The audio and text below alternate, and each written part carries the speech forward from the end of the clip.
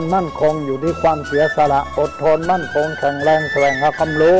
ต่อสู้กับศักดิ์กำจัดสิ่งเสื่อมติดเสริมสร้างชีวิตพอมีพอเพียงพระบาทสมเด็จพระเจ้าอยู่หัวท่านรับสั่งให้ใช้ชีวิตพอมีพอเพียงเราก็อยู่กันได้เพราะฉะนั้นคนไทยต้องสมัครสมานสามัคคีหันหน้าเข้าหากันปรึกษาหากันรักกันฉันพี่น้องเราก็จะอยู่ได้เพราะเวลานี้ยุคโลกาภิวัตน์มันจะมีการเปลี่ยนแปลงทางขนบธรรมเนียมจริยประเพณีบางสิ่งบางอย่างก็ขอให้นึกถึงบรรพบุรุษของชาติว่าบรรพบุรุษปู่ย่าตายายเราได้สั่งสมอบรมลูกหลานของคนไทยทุกคนให้ตั้งอยู่ความสามัคคีมีความสมัครสมานกลมเกลียวเมตตาปราณีเอื้ออารีเอื้ออาทรในราชการเวลานี้ประเทศชาติของเราก็เจริญมั่นคงเพราะเหตุว่าคนไทยรวมน้ำจิตน้ำใจกันสร้างสรรค์ความเจริญงอกงามเพื่อความเจริญงอกงามแก่ชาติพระพุทธศาสนาสำนักงานของพระมหากษัตริย์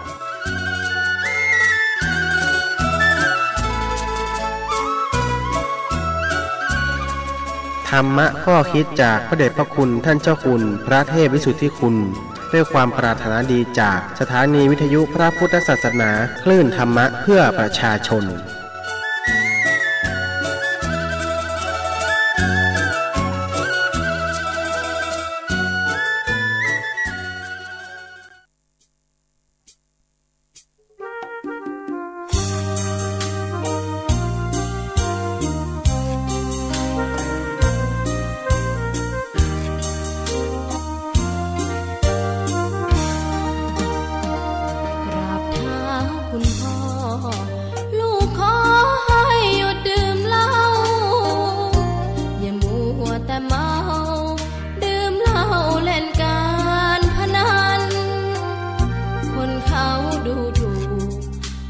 พ่อ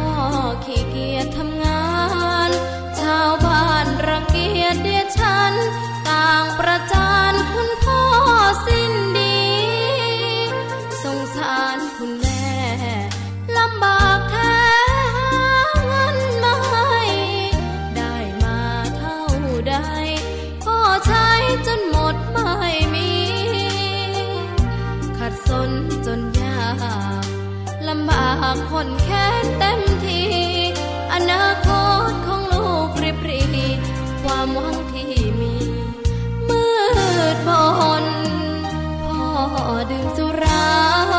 เหมือนกินน้ำตาของแม่พ่อจ๋าฐานะเราแย่หากไม่แก้ความจนแม่เตือนพ่อด่าตบตีแม่ชอกช้ำระกำมองมนซ้ำถูกคนเขานินทากราบเท้าคุณพ่อลูกขอ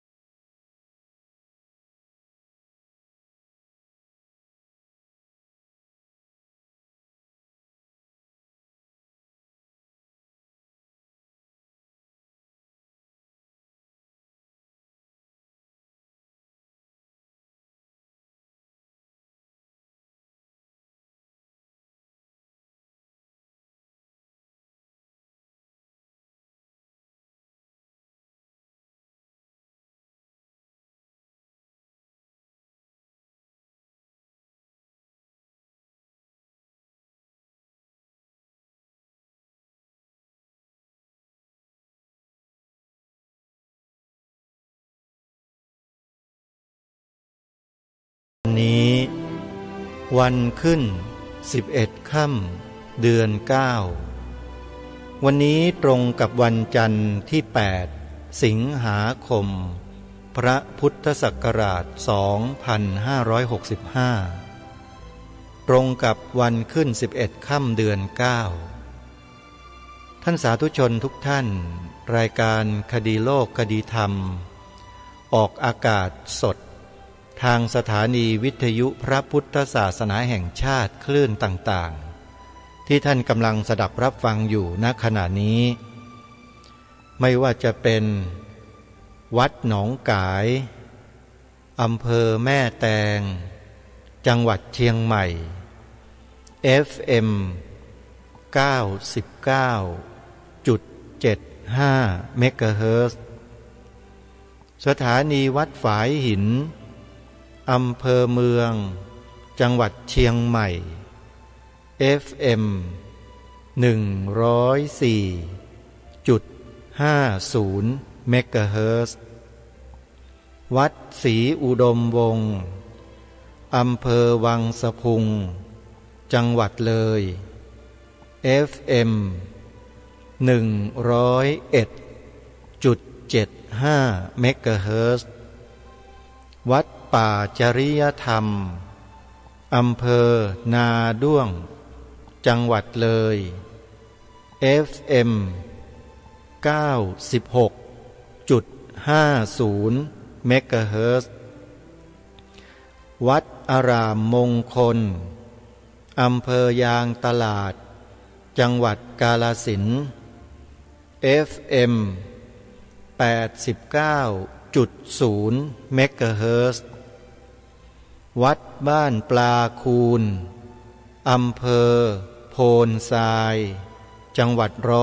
101 FM 104.50 เมกะเฮิรตซ์วัดป่าบ้านผืออำเภอรัตนบุรีจังหวัดสุรินทร์ FM 92.75 เมกะเฮิรตซ์วัดสามชุกอำเภอสามชุกจังหวัดสุพรรณบุรี FM 100.25 เมกะเฮิรตซ์วัดธรรมปัญญารามบางม่วงอำเภอสามพรานจังหวัดนครปฐม FM 101.25 เมกะเฮิรตซ์วัดเขาปรีดีอำเภอทุ่งสงจังหวัดนครศรีธรรมราช FM 106.50 เมกะเฮิรตซ์พร้อมด้วยสถานีวิทยุเครือข่ายอื่นๆอีกเป็นจำนวนมากขอกราบขอบพระคุณผู้อำนวยการสถานีวิทยุทุกๆคลื่นที่อนุเคราะห์ให้รายการคดีโลกคดีธรรมออกอากาศเพื่อความรู้ความเข้าใจในแง่มุมบางอย่างที่ชาวพุทธเราควรรู้ควรทราบรายการนี้ไม่ใช่รายการธรรมะแต่เป็นรายการวิเคราะห์สถานการณ์บางอย่างที่เกี่ยวข้องกับพุทธบริษัทและชาวพุทธของเราโดยเฉพาะเรื่องของหลักธรรมในพระพุทธศาสนาที่มีคนพยายามจะบิดเบือนหลักคำสอนของพระสัมมาสัมพุทธเจ้าโดยอาศัยความคิดส่วนตัวเข้ามาตีความหลักธรรมของพระพุทธเจ้าแล้วใช้ตัวเองนั่นแหละเป็นเครื่องมือในการทำลายพระพุทธศาสนาเองอันนี้ชาวพุทธโดยทั่วไปไม่มีวันที่จะรู้ได้และก็ไม่มีวันที่จะรู้เท่าทันคนพวกนี้ได้เลยเพราะคนพวกนี้เป็นคนที่ศึกษาเล่าเรียนทำความเข้าใจวิเคราะห์หลักธรรมของพระพุทธเจ้าของเราละเอียดพอสมควรแล้วก็หาจุดบกพร่องของชาวพุทธในประเทศไทยว่ามีความอ่อนด้อยหรือมีจุดอ่อนอยู่ในด้านไหนเขาก็เจาะเข้าไปทำลายที่จุดอ่อนตรงนั้นท่านผู้ฟังพอจะทราบไหมว่าชาวพุทธเราส่วนมากในประเทศไทยเนี่ยมีจุดอ่อนตรงไหน ลองเดากันดูนะโยมพวกเราชาวพุทธส่วนมากโดยเฉพาะคฤหัสถ์ญาติโยมเราเนี่ยมีจุดอ่อนอยู่ตรงไหนจุดอ่อนของชาวพุทธส่วนใหญ่ในประเทศนี้ก็คือไม่มีความรู้ในหลักธรรมคำสอนของพระสัมมาสัมพุทธเจ้าอย่างลึกซึ้งเกือบ 90% ทีเดียวถึงฝ่ายตรงข้ามเนี่ยเขาทำการวิเคราะห์วิจัยเรื่องนี้มานานแล้วก็พยายามหาช่องเจาะแล้วก็ทำลายพระพุทธศาสนาตรงที่จุดอ่อนเหล่านี้นี่แหละวิธีการไม่ยากเลยเขาก็ส่งคนของเขาเนี่ยปลอมเข้ามาเป็นชาวพุทธแล้วก็นำเอาหลักธรรมของพระพุทธเจ้ามาใช้เพื่ออะไรเพื่อเป็นนกต่อเอาชาวพุทธที่มีความอ่อนแอทางความรู้เนี่ยเข้าไปเป็นลูกศิษย์เข้าไปเป็นสาวกให้มากที่สุดเท่าที่จะมากได้แล้วก็หยอดวาทกรรมลงไปในสมองทุกวันจนกระทั่งหลงเชื่อฟังให้ดีนะฮะหลงเชื่อคือเชื่อด้วยความหลงไม่ได้เชื่อด้วยความรู้ความสามารถในหลักธรรมคำสอนของพระสัมมาสัมพุทธเจ้าด้วยตัวเองแต่ไปหลงเชื่อคนพวกนี้ก็ตกเป็นเครื่องมือของเขาพอตกเป็นเครื่องมือของเขาแล้ว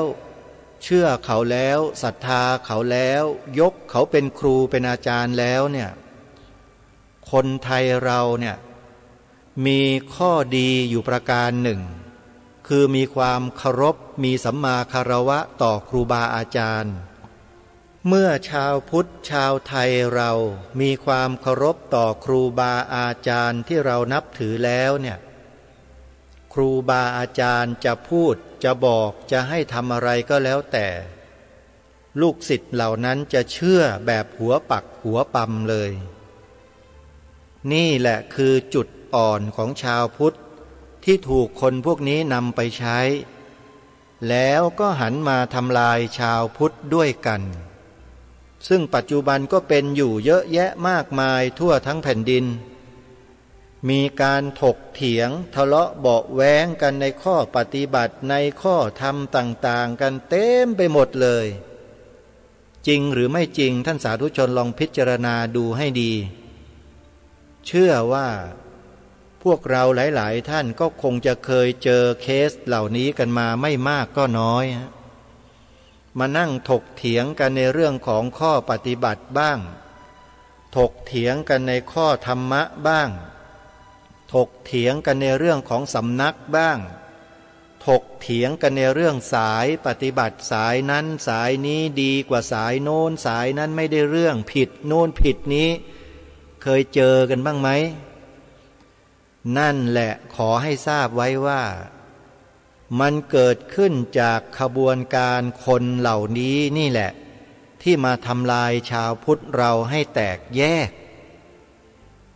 ฟังให้ดีนะอาตมาภาพไม่ได้กล่าวหาใครนะโยมแต่หยิบยกถึงเหตุการณ์ที่มันกำลังเป็นไปและมันเป็นมาอยู่อย่างที่กล่าวแล้วก็พยายามที่จะให้ทุกท่านคิดให้เห็นคิดให้ออกมองให้เป็นว่าสิ่งเหล่านี้มันเกิดขึ้นมามันมีสาเหตุมาจากอะไรก็บอกมาตั้งแต่ต้นแล้วว่าคนที่เป็นฝ่ายตรงข้ามกับพวกเราเนี่ยเขาส่งสาวกของเขามาทำการศึกษาเล่าเรียนทำความรู้จักคำสอนของพระพุทธเจ้าอย่างดีนะแล้วเขาก็อาศัยคำสอนนี้แหละปลอมตัวเองเป็นชาวพุทธ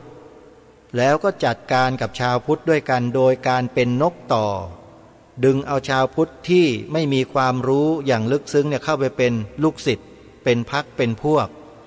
เสร็จแล้วก็หยอดวาทกรรมใส่ทุกวันใช้เวลาหลายปีเป็นหลาย10 ปี จนเหล่าสาวกเหล่านั้นเชื่อมั่นในตัวของเขาว่าเป็นครูเป็นอาจารย์เคารพนบนอบแทบจะเรียกว่าจุดธูปจุดเทียนดอกไม้บูชาเลยแหละเมื่อเป็นอย่างนี้แล้วพอเขาเห็นว่าคนเหล่านี้มั่นคงแล้วก็เริ่มแสดงฤทธิ์แสดงเดชในทางทำลายพระพุทธศาสนาของเราให้เห็นปรากฏอย่างที่ท่านพระอาจารย์มหาอุเทนปัญญาปริทัศน์ท่านได้บรรยายให้ความรู้แก่พวกเราไว้ในหลายแง่หลายมุมตามที่รายการคดีโลกคดีธรรม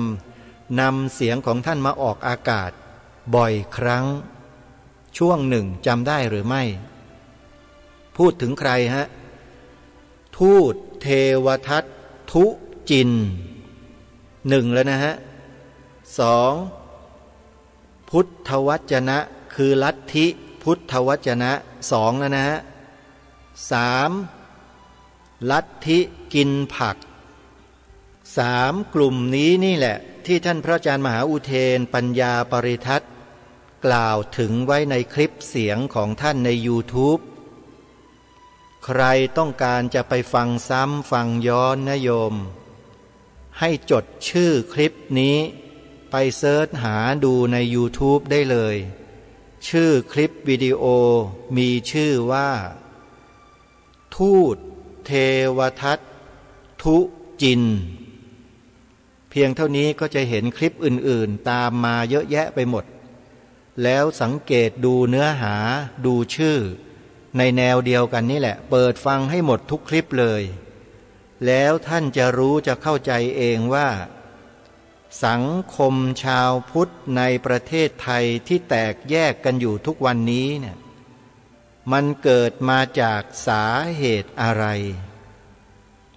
ทางรายการจะไม่เจาะลึกเพราะจะพูดออกอากาศบ่อยๆมันเสียเวลาให้ทุกท่านทุกคนไปศึกษาค้นคว้าจากคลิปเหล่านั้นกันเองแล้วท่านจะทราบหลายคนมองรายการคดีโลกคดีธรรมว่าเป็นรายการที่พูดจาไม่ไพเราะพูดจาไม่ลื่นหูฟังไม่ได้อะไรอย่างเนี้ยฟังไม่ได้ก็ไม่ต้องฟังนะโยมแต่ให้ไปฟังครูบาอาจารย์รูปอื่นที่ท่านพูดถึงอย่างพระมหาอุเทนปัญญาปริทัศน์นู่นนะหัดไปฟังกันบ้างคนที่เกลียดรายการคดีโลกคดีธรรมอยู่เนี่ยหัดไปฟังพระมหาอุเทนปัญญาปริทัศน์บ้างนะโยมนะจะได้หูตาสว่างขึ้นมาบ้างไม่ใช่มืดบอดเกลียดรายการคดีโลกคดีธรรมอยู่อย่างเนี้ยเดี๋ยวพอตายไปจากโลกนี้ไปก็ตกไปอยู่ในที่หลุมมืดดำอยู่นั่นไม่มีแสงสว่างก็แย่เลยทีนี้หัดไปดูไปฟังไปเปิดหูเปิดตาให้มันสว่างกันบ้างนะไม่ได้ว่านะโยมเตือนด้วยความหวังดีเพราะภพภูมิข้างหน้าที่จะไปกันเนี่ยมันขึ้นอยู่กับความรู้สึกนึกคิดในปัจจุบันที่เสพกันอยู่แบบบ่อยๆเป็นอาจินเขาเรียกว่าอาจินกรรมเนี่ยเกลียดอะไรอยู่บ่อยๆเนี่ยไอ้ความเกลียดตัวนั้นมันก็ฝังเป็นกรรมนิมิตคตินิมิตอยู่ตลอดเวลามรณาสันวิถีเกิดขึ้นเนี่ยนะอาสันการมาถึงใกล้จะตายขึ้นมาจิตจะดับมันจะหน่วงเอาอารมณ์เหล่านี้แหละเข้าไปเป็นนิมิตพอกรรมนิมิตเหล่านี้คตินิมิตเหล่านี้ปรากฏแล้วมันจะไปไหนล่ะมันก็ไปที่นั่นแหละอย่าไปเกลียดใครมากๆโยมนะเกลียดใครก็อย่าไปเกลียดแรงอย่าไปเกลียดนานอย่าไปเกลียดมากถอนความเกลียดความชังตัวพยาบาทอาฆาตออกจากจิตให้ได้แล้วจิตมันจะเบามันจะสบายเวลาตายไปจากชาตินี้แล้วชาติต่อไปมันก็จะได้พบกับสุคติภูมิไม่ต้องไปลงอบายภูมินี่ว่ากันแบบวิทยาศาสตร์ง่ายๆเป็นหลักลอยิกแบบธรรมดาซึ่งพระสัมมาสัมพุทธเจ้าตรัสสอนไว้หมดแล้วไม่ใช่ไม่สอนไม่ตรัสสอนนะเรื่องพวกนี้มีอยู่ในวีธิสังคหะป ปริเฉดที่4ในพระอภิธรรมมัทธสังฆะไปศึกษาดูกันนะวีถิหรือวิถีนั่นแหละถ้าพูดออกเสียงเป็นภาษาไทยก็จะออกว่าวิถีถ้าเป็นภาษาบาลีเขาใช้คำว่าวีถิวอแหวนสระอีถอถุงสระอิวีถิสังคหะนี่ออกเสียงให้ถูกต้องออกแบบนี้แล้วก็ไปศึกษากันดูปัญจทวารวิถีเป็นยังไงมโนทวารวิถีเป็นยังไงนะมรรควิถีผลวิถีต่างๆมีบอกไว้หมดนะเป็นมันเกี่ยวเนื่องกับอะไรฮะเกี่ยวเนื่องกับหลักธรรมสำคัญอื่นๆหมดเลยปฏิจจสมุปบาทก็เกี่ยวอริยมรรคมีองค์8ก็เกี่ยวเรื่องของโพชฌงค์7ก็เกี่ยวพูดง่ายๆก็คือว่าในโพธิปักขิยธรรม37ประการนี้เกี่ยวกับวิถีจิตทั้งนั้นเลยว่าแต่ว่าเราเรียนพระอภิธรรมกันมาแล้วเนี่ยโยงกันได้หรือเปล่าเท่านั้นเองถ้าโยงได้หายสงสัยฮะหายสงสัยในเรื่องของชีวิตนี้คืออะไรเกิดมายังไงจะไปยังไงมันคืออะไรถ้าเรียนแบบวิเคราะห์โยงธรรมะทั้งหลายทั้งปวงของพระพุทธเจ้าเข้ามาวิเคราะห์สังเคราะห์แล้วให้เป็นเนื้อเดียวกันได้เนี่ยนั่นคือเข้าใจพอเข้าใจแล้วหายสงสัยในพระพุทธหายสงสัยในพระธรรมหายสงสัยในพระสงฆ์หายสงสัยในภพหน้าชาติหน้าหายสงสัยในเรื่องอดีตชาติหายสงสัยในเรื่องกรรมดีกรรมชั่วไม่สงสัยสิ่งเหล่านี้เลยเชื่อศรัทธามั่นคงในพระสัมมาสัมพุทธเจ้าในพระธรรมในพระสงฆ์ด้วยชีวิตนี่คือผู้เข้าใจพระพุทธศาสนาแต่ถ้าใครยังมีความง่อนแง่นคลอนแคลนอยู่ยังสงสัยอยู่นิดเดียวก็ถือว่าไม่ใช่ฮะต้องทำความสงสัยให้หมดสิ้นไปจากใจให้ได้เมื่อหมดความสงสัยแล้วตัวศรัทธาที่เป็นสัมมาทิฏฐิอันประกอบด้วยปัญญาสัมมาทิฏฐิเนี่ยก็จะเพิ่มพลังยิ่งขึ้นวีริยะความเพียรที่เป็นสัมมาวายามะก็เพิ่มขึ้นสัมมากัมมันตะสัมมาวาจาสัมมาสติสัมมาสมาธิก็จะเกิดตามมาโดยลำดับทีนี้ก็ว่ากันไปสิแล้วแต่ปุพเพกตะปุญญาตาของใครต่อของใครก็ทำมาไม่เหมือนกันเนี่ยเนาะก็แล้วแต่ฮะแล้วแต่พลังแห่งบุญพลังแห่งบารมีของแต่ละท่านแต่ละคนละที่จะผลักดันให้ตัวยานวิถีเกิดขึ้นในวิถีจิตของท่านในลักษณะเช่นใดก็แล้วแต่เชื่อว่า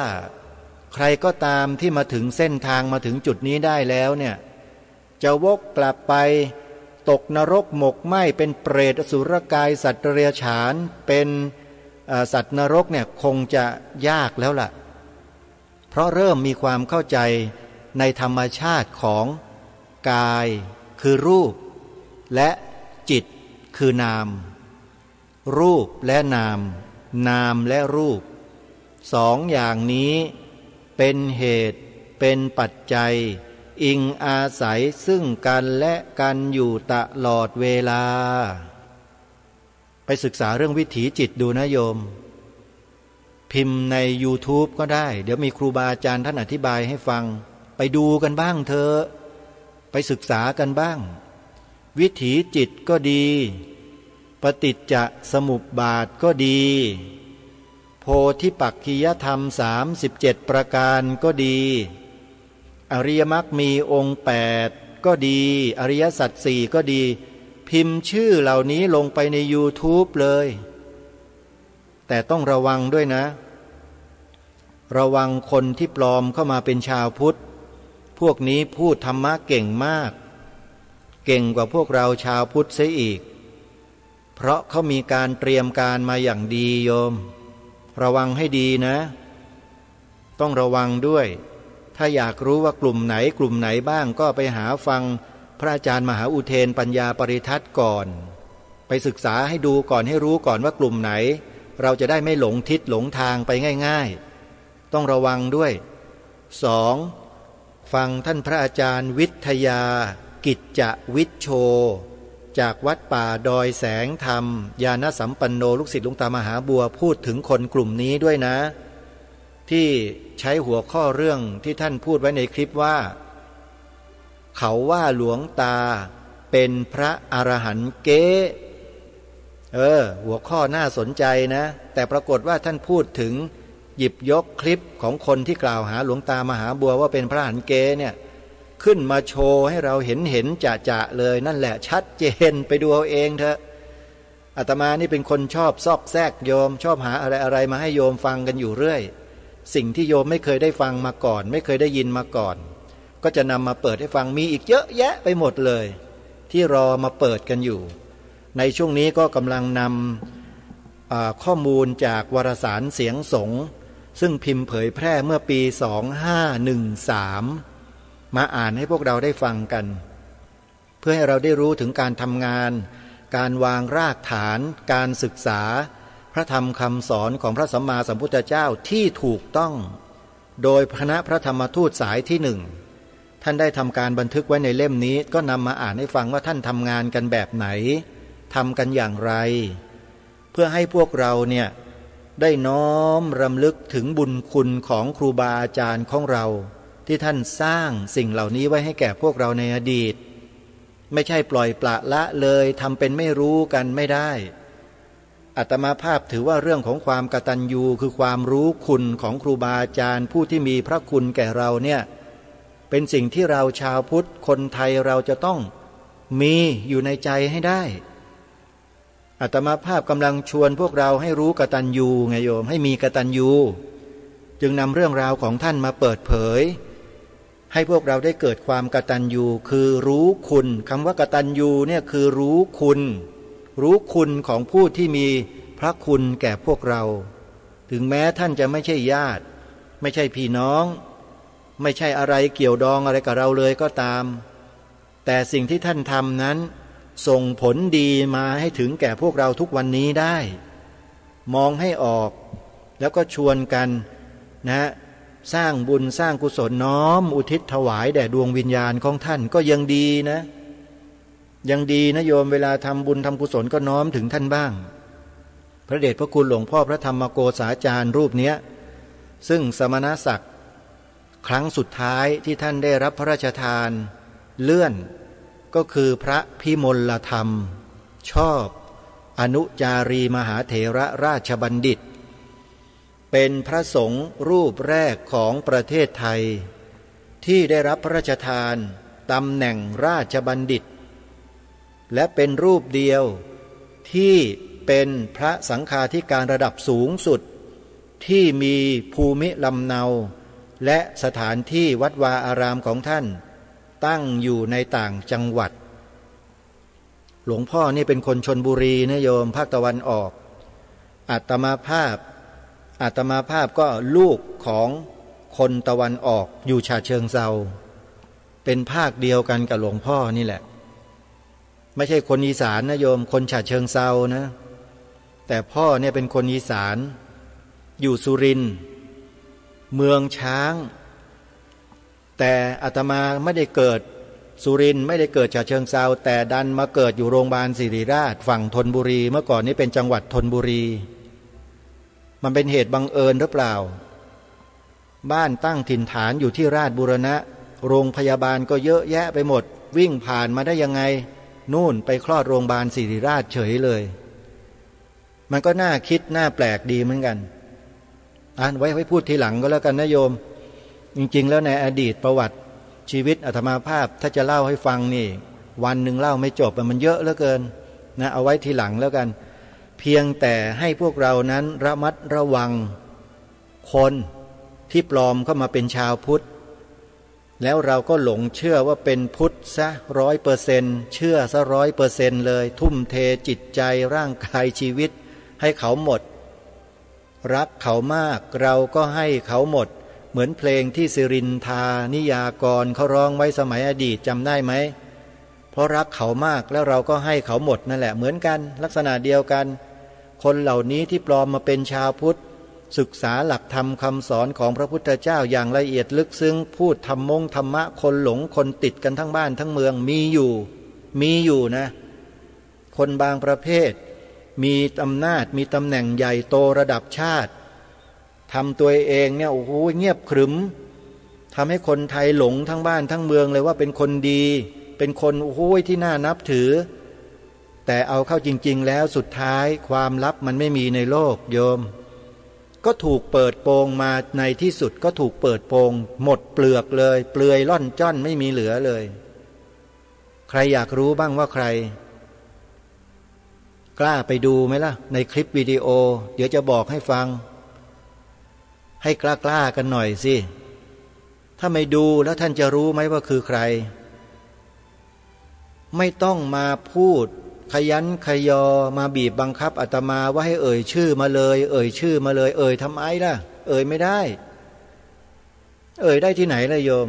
ถ้าอยากจะฟังชัดๆคนเหล่านั้นเขาเอ่ยอยู่แล้วมีใครบ้างเป็นขบวนการแบบไหนอย่างไรเขาถอดออกมาให้เราเห็นหมดเลยถ้าอยากรู้นะจดเอาไว้อยากจะไปดูนี่บอกครั้งเดียวแล้วฟังกันให้ทั่วถึงแล้วไปเปิดดูใน YouTube ทุกวันนี้โทรศัพท์มือถือเรามีทุกคนเปิดดูได้เลยนะพิ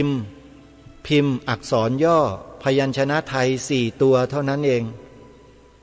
อย่างที่เคยบอกไปหลายๆครั้งแล้วก็จะบอกอีกสักครั้งหนึ่งไหนๆก็พูดเรื่องนี้แล้วเนี่ยพิมพ์อักษรพยัญชนะไทยย่อ4ตัวนะออ่างปอปลา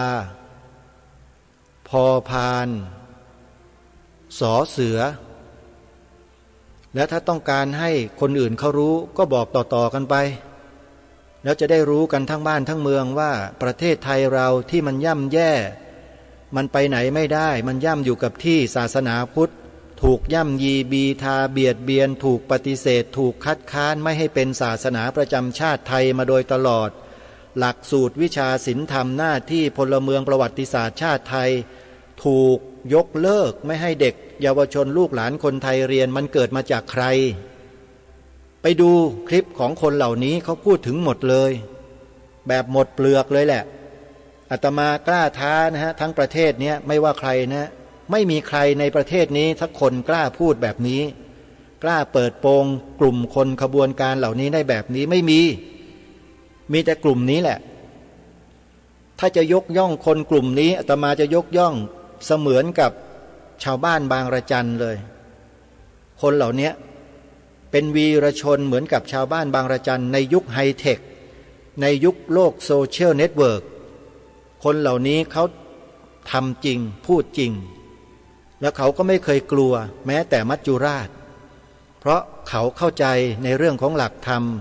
ในพระพุทธศาสนาเป็นอย่างดีแล้วที่เขาทำนั้นเขาไม่ได้ทำเพื่อตัวเขาเอง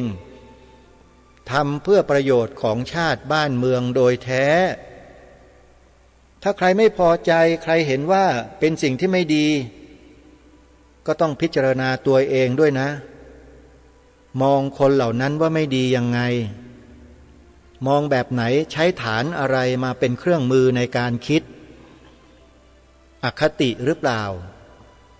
ต้องพิจารณาตัวเราเองด้วยถ้ามองคนกลุ่มนี้ที่อปพสเนี่ยถ้ามองว่าเขาไม่ดีเนี่ยเราต้องพิจารณาถึงจิตของเราแล้วนะทำไมถึงมองไม่ดีทั้งที่เขาเหล่านี้เขาเสียสละแม้กระทั่งชีวิตของเขานั่นน่ะเสี่ยงตายเสี่ยงเป็นเสี่ยงตายในการทำงานเปิดเผยขบวนการทำลายประเทศไทยให้เรารู้เนี่ยเรายังไปตำหนิเขาเนี่ยต้องพิจารณาตัวเองแล้วนะคนไปตำหนิเนี่ยอาตมาขอพูดให้ชัดๆวันนี้อีกวันหนึ่งให้เราระมัดระวังความคิดของเราด้วยฟังอะไรเนี่ยต้องฟังให้ได้ศัพท์ฟังให้ได้เรื่องให้ได้ราวให้ได้เข้าใจในเนื้อหาอย่างถ่องแท้แล้วค่อยไปวิพากษ์วิจารณ์หรือว่าแสดงออกอย่าเพิ่งแสดงออกในทันทีพอเห็นหน้าเห็นตาเห็นหนวดเห็นเคราใส่หมวกแล้วก็เกิดความรู้สึกไม่พอใจรังเกียจขึ้นมาเนี่ยแปลว่าจิตของท่านน่ะมันวิปริตแล้วแหละ มันไม่พร้อมที่จะรับอะไรของใครเขาแล้ว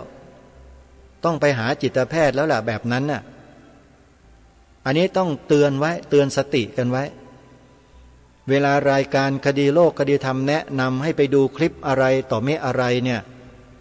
ต้องทำจิตทำใจให้เป็นกลางเอาไว้นะโยมอย่าตั้งข้อรังเกียจหรือความชอบเอาไว้ในเบื้องต้นไม่ต้องให้มีทั้งสองอย่างคือทั้งอภิชฌาและโทมนัสตัดทิ้งไปเลยสองอย่างนี้อย่าให้มีนะถ้ามีแล้วการฟังนั้นจะไร้ประโยชน์จะไม่เป็นประโยชน์อะไรเลยทำจิตให้เป็นกลางๆไว้แล้วตั้งใจฟังด้วยความเคารพในข้อมูลในความรู้ตรงนั้นส่วนเชื่อหรือไม่เชื่อฟังให้จบครบถ้วนกระบวนความก่อนแล้วจึงตัดสินใจรายการนี้ไม่ใช่สอนให้พวกเราโง่ไม่ได้บอกให้ไปเชื่อหรือไม่ได้บอกให้ไม่เชื่อแต่บอกให้ไปฟังถ้าฟังแล้วจะเชื่อไม่เชื่ออย่าเพิ่งตัดสินฟังให้จบฟังให้ครบฟังให้ทั่วถึงเพราะว่าสิ่งที่เขานำมาเสนอนั้นมีเหตุมีผลมีที่มามีที่ไปทั้งนั้นหลักฐานพยานเพียบรายการคดีโลกคดีธรรมถ้าฟังอะไรไม่ได้สับจะไม่จับมากระเดียดเป็นอันขาดแต่ถ้ารายการคดีโลกคดีธรรมพูดอะไรออกไปแนะนำอะไรไปแล้วขอให้พวกเราเนี่ยจงติดตามสิ่งนั้นแล้วท่านจะทราบเองรายการนี้จะไม่พูดเองทั้งหมดเพราะถ้าพูดเองแล้วท่านผู้ฟังที่ฟังรายการคดีโลกคดีธรรมอยู่ทุกวันนี้จะรับไม่ได้ขอบอกว่ารับไม่ได้เพราะจะแรงมากเรื่องชาติศาสนาพระมหากษัตริย์เนี่ยจะบอกไปจะพูดไปก็คือเป็นเนื้อเดียวกันกับชีวิตนี้ไปแล้วโยมอาตมาไม่สนใจใครทั้งนั้นน่ะจะใหญ่มาจากไหนก็ตามจะเหนือกว่าสถาบันชาติศาสนาพระมหากษัตริย์ที่บรรพชนบรรพบุรุษเราใช้เลือดใช้ชีวิตรักษามานี้ไม่ได้อันนี้พูดในระดับของชาติบ้านเมืองระดับของส่วนรวมคือประเทศชาตินะแต่ถ้าหากว่าสูงกว่านั้นที่ไม่มีอะไรเหนือกว่าจริงๆแท้ๆก็คือหลักธรรมคำสอนที่องค์สมเด็จพระบรมศาสดาสัมมาสัมพุทธเจ้าตรัสรู้ชอบด้วยพระองค์เองแล้วประทานทรงมีพระประทานให้แก่พวกเราคือตรัสสอนพวกเราไว้นั่นเองนั่นสูงสุดแหละไม่มีอะไรจะสูงกว่านี้แล้ว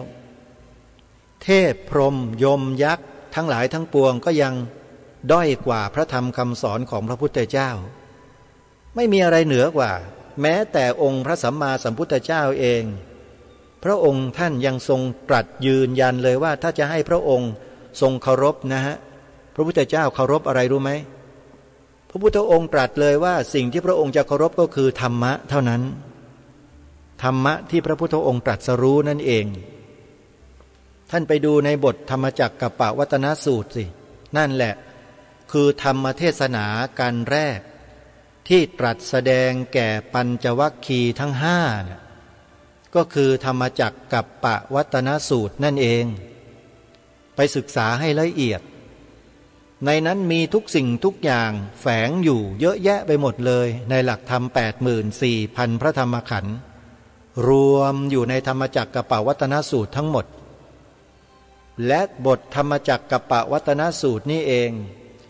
จึงมีความสัมพันธ์กับความรู้สึกนึกคิดของอาตมาภาพเป็นกรณีพิเศษเพราะสิ่งที่กำลังนำมาเสนอต่อท่านผู้ฟังในรายการในช่วงนี้ก็คือข้อมูลในวารสารเสียงสงฆ์เนี่ยมีบุคคลที่เกี่ยวข้องกับพระธรรมในบทนี้อยู่อย่างหลีกเลี่ยงไม่ได้เลยเพราะท่านเป็นผู้เสนอให้สังคมไทยประเทศไทยเรามีวันสำคัญทางพระพุทธศาสนาปรากฏอยู่ในปฏิทินของชาติ อีก1 วันคือวันอาสาฬหบูชาเป็นวันพระธรรม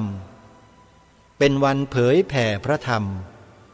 นี่แหละหลวงพ่อพระธรรมโกษาจารย์ชอบอนุจารีมหาเถระราชบัณฑิต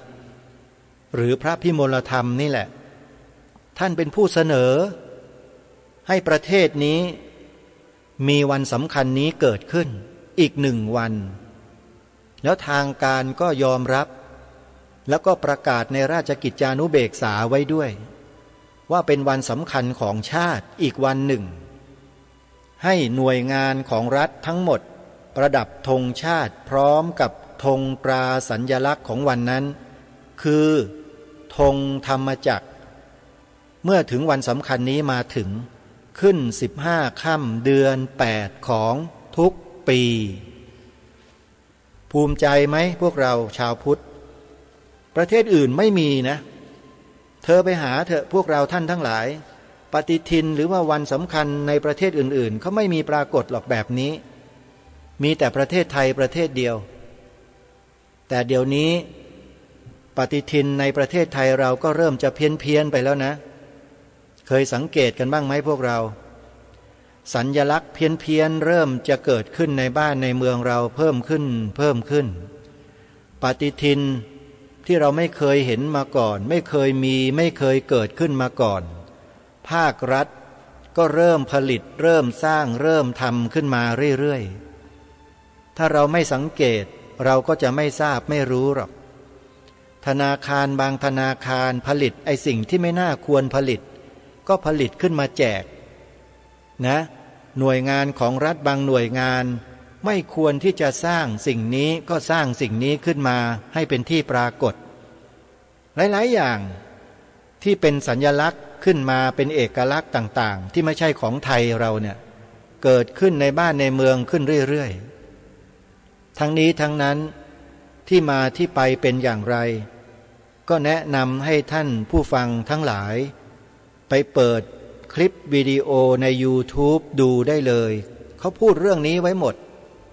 พูดไว้หมดเปลือกไม่มีเหลือเลยทุกเรื่องที่เป็นความแปลกปลอมเข้ามาในบ้านในเมืองไทยของเรานะฮะคลิปวิดีโอที่มีชื่อว่าอปพสพยัญชนะไทย4 ตัวเนี่ยออ่างปอปลาพอพานสอเสือแล้วก็บอกต่อกันไปด้วยถ้าฟังแล้วได้ความรู้ความเข้าใจอะไรขึ้นมาอันเป็นประโยชน์ต่อส่วนรวมแล้วก็ส่งต่อกันไปนะฟังแล้วก็ส่งกันไปถ้าเห็นว่าเป็นสาระมีประโยชน์ต่อส่วนรวมต่อชาติบ้านเมืองเนี่ยเราก็ส่งต่อกันไปก็ไม่ผิดเพราะถือว่าเป็นสิ่งที่มีเผยแพร่อยู่ในโลกโซเชียลเน็ตเวิร์กถ้าหากว่าผิดกฎหมายก็คงจะโดนสั่งปิดสั่งรื้อสั่งถอนสั่งยกเลิกไปนานแล้วโยมแต่อันนี้ไม่ผิดเพราะอะไรเพราะวัตถุประสงค์หลัก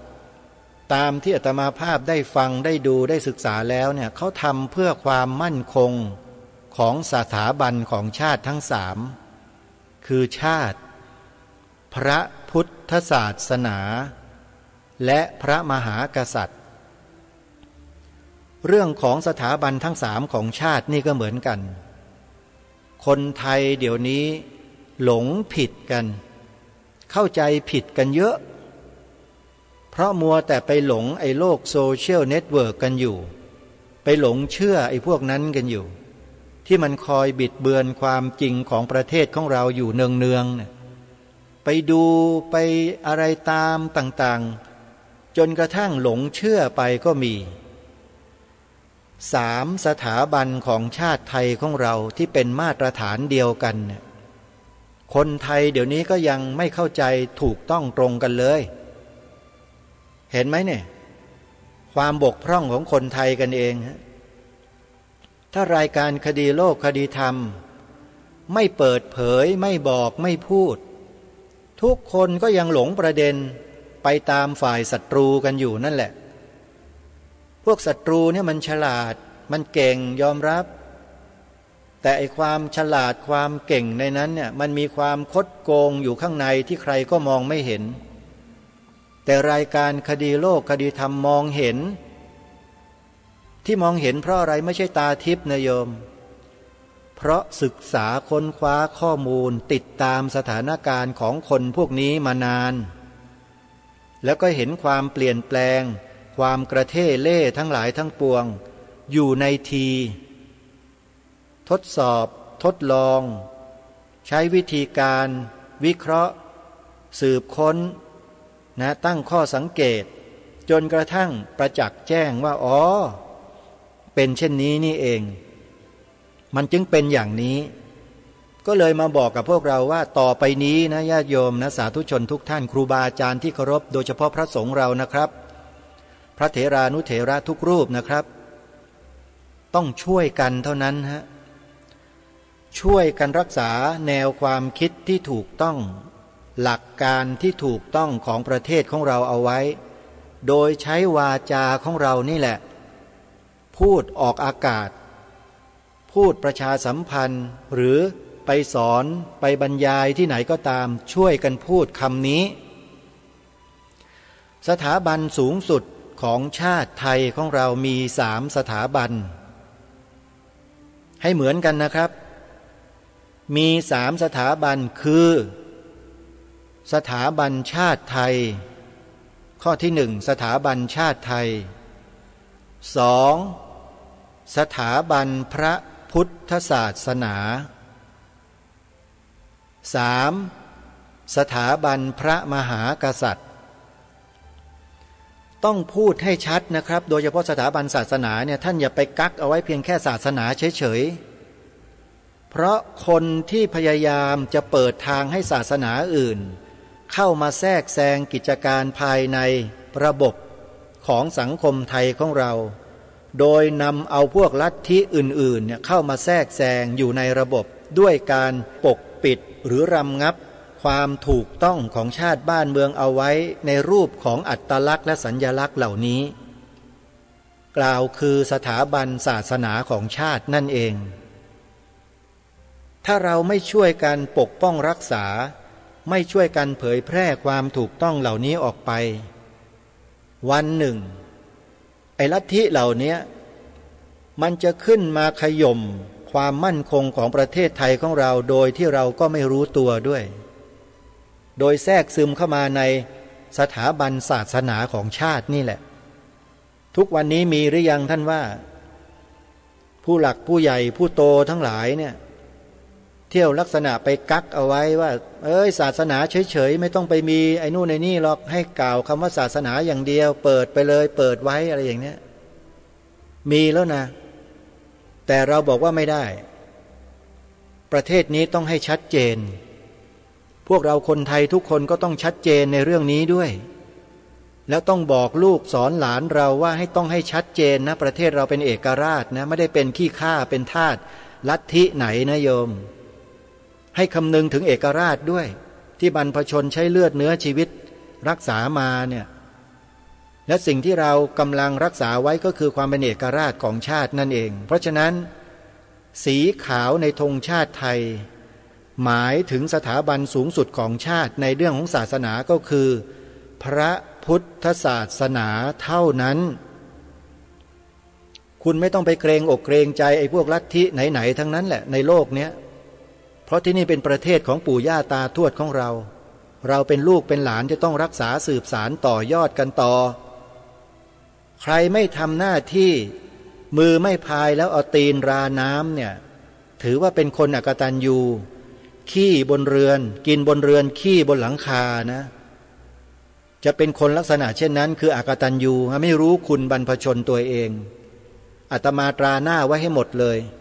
ใครที่มาคัดค้านมาต่อต้านความถูกต้องตรงนี้ถือว่าเป็นคนอกตัญญูต่อชาติบ้านเมืองต่อบรรพบุรุษตัวเองทั้งนั้นเลยคนกตัญญูกตเวทีจะต้องเดินตามแนวนี้รอยนี้เท่านั้นที่บรรพชนสืบสารมารักษามาเท่านั้นใครจะเป็นคนกตัญญูก็ช่วยกันนะฮะ ประกาศออกไปพูดออกไปเลยอย่างมั่นอกมั่นใจเลยว่าสีขาวในธงชาติไทยเนี่ยหมายถึงพระพุทธศาสนาเท่านั้นที่เวลามันทำกับพวกเราเนี่ยมันเคยเกรงอกเกรงใจเราไหมเนี่ยพวกนั้นน่ะไล่ฆ่าเราตายไม่รู้กี่หมื่นศพพันศพแล้วน่ะมันเกรงใจเราไหมล่ะเกรงใจหรือไม่เกรงใจลองไปดูคลิปอปปส.ดูก็ได้ว่าเขาเกรงใจหรือไม่เกรงใจถึงบอกว่าให้เราต้องศึกษาทุกสิ่งทุกอย่างที่มีการเปิดโปงความจริงที่ถูกปกปิดซ่อนเร้นซุกเอาไว้มานานแล้วเนี่ยเราต้องรู้ถ้าคนไทยไม่รู้สิ่งนี้เดี๋ยวก็จะทะเลาะกันอยู่ตลอดเวลานั่นแหละต้องรู้และเข้าใจในสิ่งเหล่านี้ให้ตรงกันรายการนี้ไม่ใช่รายการสร้างความแตกแยกถ้าใครกล่าวหารายการนี้ว่าสร้างความแตกแยกไอ้คนนั้นแหละไอ้ตัวสร้างความแตกแยกตัวจริงเลยนั่นน่ะ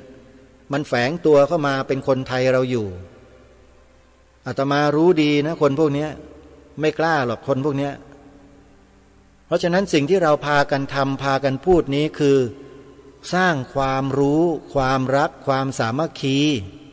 ในหมู่คนไทยเท่านั้นคนที่มาต่อต้านคัดค้านไม่เห็นด้วยต่างหากไอ้พวกนี้แหละแฝงตัวเข้ามาเป็นคนไทยอยู่กับเรานี่แหละแล้วก็มาสร้างความแตกแยกร้าวฉานให้เราอยู่ตลอดเวลาพวกเรามีไหวพริบแล้วต้องมีปฏิภาณด้วยนะโยมรัชกาลที่6ตรัสเตือนเอาไว้แล้วนะตามที่รายการได้อัญเชิญมากล่าวบ่อยๆพระองค์ท่านตรัสไว้ในบทพระราชนิพนธ์เทศนาเสือป่ากันที่8ความตอนหนึ่งว่าผู้ที่คนอื่นเขาส่งเข้ามาปลอมแปลงเพื่อทำลายพระพุทธศาสนาเราทั้งหลายต้องคอยระวังรู้เท่าไว้จึงจะควร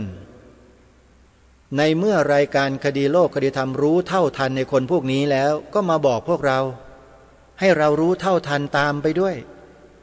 ไม่ใช่ไปหลงเชื่อคนพวกนั้นอยู่สิ่งที่บอกให้พวกเราทำกันตรงเนี้ยนี่แหละคือวิธีการปกป้องรักษาป้องกันสืบสารต่อยอด